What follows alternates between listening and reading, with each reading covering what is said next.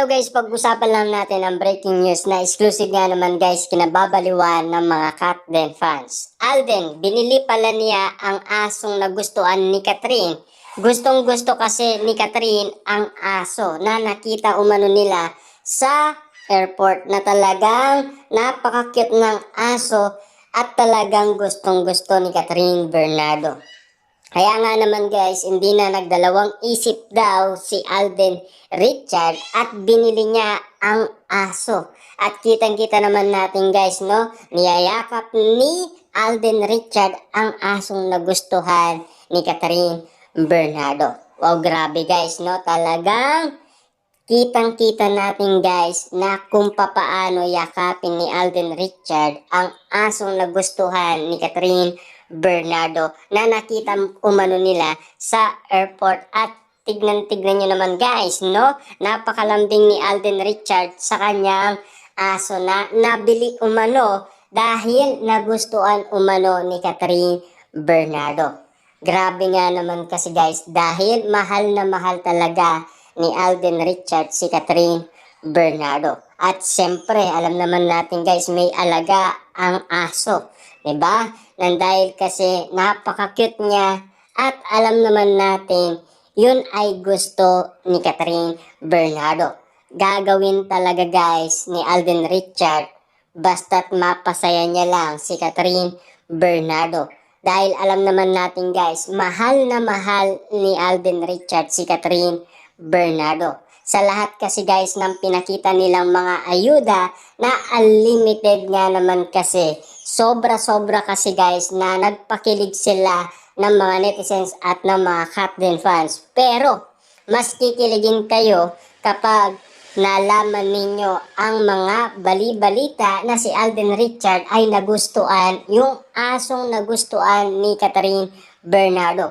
Siyempre guys, yun kasi ang simbolo ng kanilang pagmamahalan dahil mahal na mahal niya si Catherine Bernardo. Kaya ginawa niya ang paraan para makuha niya yung aso. Siyempre guys, para nga bilhin. Diba? Kita nyo naman guys, yakap na yakap ni Alden Richard yung aso. Kasi napaka-cute nga naman kasi guys pagmasdan. Lalong-lalo na guys, parang iniisip na yata ni Alden Richard ay si Catherine Bernardo yon. Kasi alam naman natin, gustong-gusto kasi ni Catherine Bernardo yung nasabing aso na nasilayan nila na inaplos nga naman kasi guys ni Catherine Bernardo at lalong-lalo na nakisabay sa aplos si Alden Richard. Dahil napansin ni Alden Richard na umupo si Catherine Bernardo at gustong-gusto niya yung aso na napaka-cute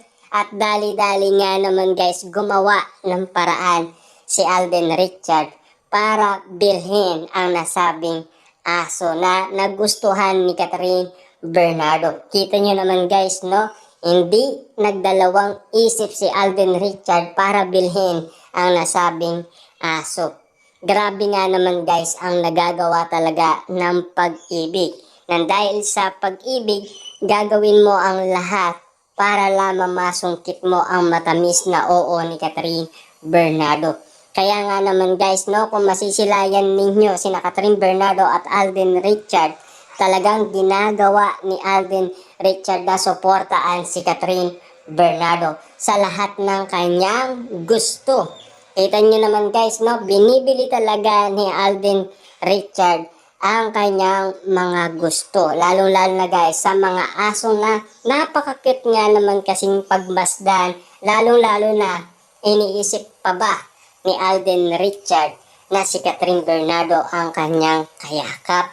Diba? Kasi alam naman natin guys, sobrang niyang namimiss itong si Catherine Bernardo. Kasi alam naman natin guys, naging OA si Alden Richard dahil maaga nga naman kasing natapos ang kanilang trabaho.